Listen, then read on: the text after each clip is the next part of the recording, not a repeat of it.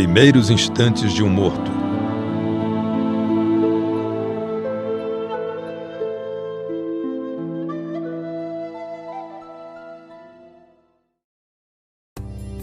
No horário reservado à instrução, na noite de 14 de julho de 1955, nosso conjunto recolheu a expressiva mensagem do irmão que se intitulava G, incerta neste capítulo, em que nos informa quanto aos seus primeiros instantes na vida espiritual. Cabe-nos esclarecer que o comunicante político e administrador de méritos indiscutíveis, recentemente desencarnado, esteve antes em nossa casa de preces, sob a custódia dos amigos espirituais que lhe amparavam a recuperação necessária e justa. Mostrava-se então enfermiço e indisposto, mas a breve tempo, retemperado e fortalecido, retornou ao nosso templo, onde nos forneceu as valiosas impressões que passamos a transcrever.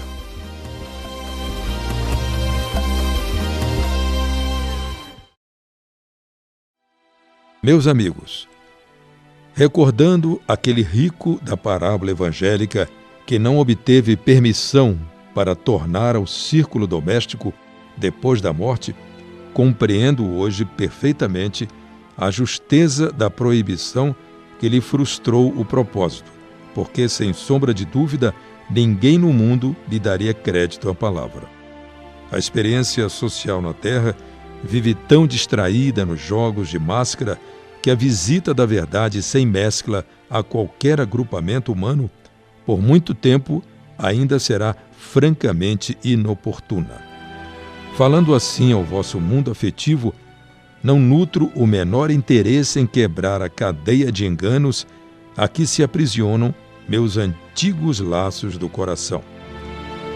Profundamente transformado depois da grande travessia em que o túmulo é o marco de nosso retorno à realidade, dirijo-me particularmente a vós outros, navegantes da fé no oceano da vida, para destacar a necessidade de valorização do tempo nos curtos dias de nossa permanência no corpo. Para exemplo, recorro ao meu caso, já que, pelo concurso fraterno, ligaste-vos ao processo de minha renovação.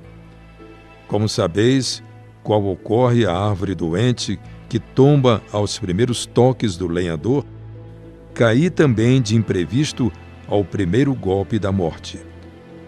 Industrial, administrador e homem público em atividade intensa e incessante, não admitia que o sepulcro me requisitasse tão apressadamente a meditação. A angina, porém, espreitava-me vigilante e fulminou-me sem que eu pudesse lutar. Recordo-me de haver sido arremessado a uma espécie de sono que não me furtava a consciência e a lucidez, embora me aniquilasse os movimentos. Incapaz de falar, ouvi os gritos dos meus e senti que mãos amigas me tateavam o peito, tentando debalde restituir-me a respiração. Não posso precisar quantos minutos gastei na vertigem que me tomara de assalto, até que em minha aflição por despertar, notei que a forma inerte me retomava a si e que minha alma entontecida regressava ao corpo pesado. No entanto, espessa cortina de sombra parecia incorporar-se agora entre os meus afeiçoados e a minha palavra ressoante que ninguém atendia. Inexplicavelmente assombrado, em vão pedia socorro, mas acabei por resignar-me à ideia de que estava sendo vítima de estranho pesadelo, prestes a terminar. Ainda assim, amedrontava-me a ausência de vitalidade e calor a que me via sentenciado. E após alguns minutos de pavoroso conflito que a palavra terrestre não consegue determinar, tive a impressão de que me aplicavam sacos de gelo aos pés. Por mais reverberasse contra semelhante medicação, o frio alcançava-me todo o corpo, até que não pude mais. Aquilo valia por expulsão em regra. E procurei libertar-me e vi-me fora do leito, leve e ágil, pensando, ouvindo e vendo. Contudo, buscando afastar-me, reparei que um fio tênue de névoa branquicenta, ligava a minha cabeça móvel à minha cabeça inerte. Indiscutivelmente delirava. No entanto, aquele sonho me dividia em duas personalidades distintas, não obstante guardar a noção perfeita da minha identidade. Apavorado, não conseguia maior afastamento da câmara íntima, reconhecendo inquieto que me vestiam caprichosamente a estátua de carne a enregelar-se e dominava-me indizível receio.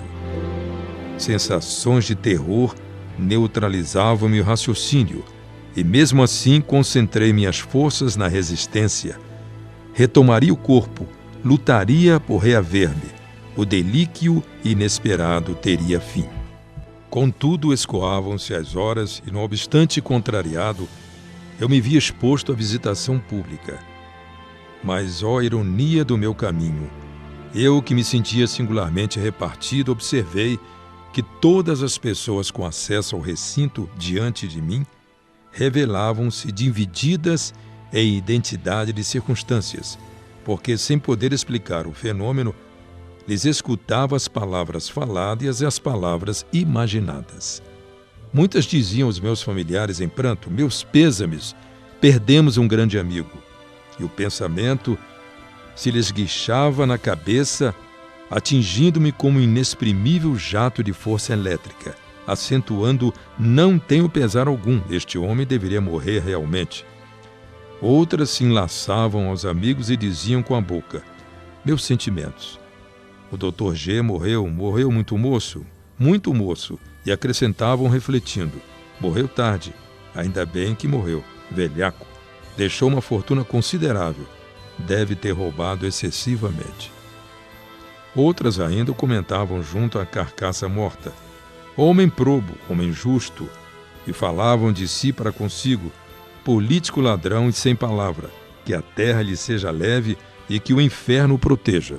Vi-me salteado por interminável projeção de espinhos invisíveis a me espicaçarem o coração. Torturado de vergonha, não sabia onde esconder-me. Ainda assim quisera protestar quanto às reprovações que me pareceram descabidas. Realmente não fora o homem que deveria ter sido. No entanto, até ali vivera como o trabalhador interessado em quitar-se com seus compromissos. Não seria falta de caridade atacarem-me assim, quando plenamente inabilitada a qualquer defensiva? Por muito tempo perdurava a conturbação, até que encontrei algum alívio. Muitas crianças das escolas que eu tanto desejaria ter ajudado oravam agora junto de mim. Velhos empregados das empresas em que eu transitara e de cuja existência não cogitara com maior interesse, vinham trazer-me respeitosamente, com lágrimas nos olhos, a prece e o carinho de sincera emoção. Antigos funcionários fatigados e humildes, aos quais estimara de longe, ofertavam-me pensamentos de amor. Alguns poucos amigos envolveram-me em pensamentos de paz. Aquietei-me resignado. Doce bálsamo de reconhecimento acalmou-me a aflição e pude chorar enfim. E com pranto conseguia encomendar-me à bondade infinita de Deus, respirando consolo e apaziguamento. Humilhado, aguardei paciente as surpresas da nova situação. Estava inegavelmente morto e vivo. O apoio do caixão fúnebre não favorecia qualquer dúvida. Curtia dolorosas indagações, quando em dado instante arrebataram-me o corpo. Achava-me livre para pensar, mas preso aos despojos hirtos pelo estranho cordão que eu não podia compreender. E, em razão disso, acompanhei o cortejo triste, cauteloso e desapontado. Não valiam agora o carinho sincero e a devoção afetiva com que muitos braços amigos me acalentavam o ataúde. A vizinhança do cemitério abalava a escassa confiança que passara a sustentar em mim mesmo.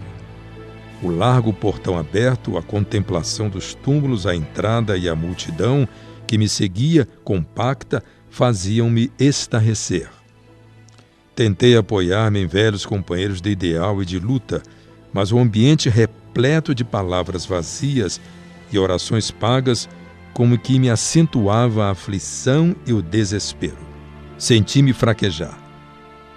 Clamei debalde por socorro, até que, com os primeiros punhados de terra atirados sobre o esquife, caí na sepultura acolhedora, sem qualquer noção de mim mesmo. Apagara-se o conflito. Tudo agora era letargo, abatimento, exaustão.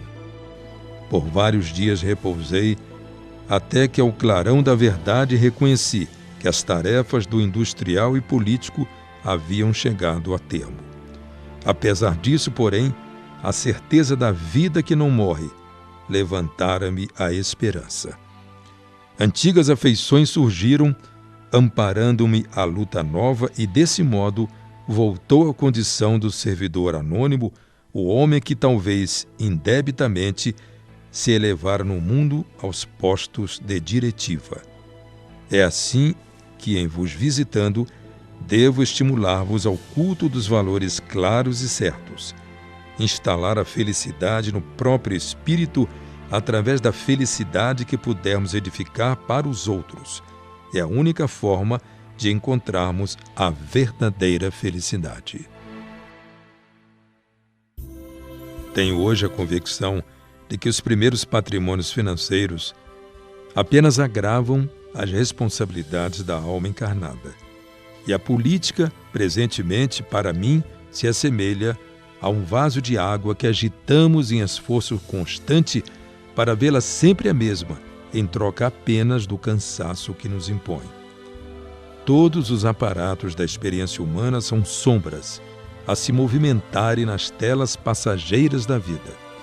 Só o bem permanece. Só o bem que idealizamos e plasmamos é a luz que fica. Assim, pois, buscando o bem, roguemos a Deus nos esclareça e nos abençoe.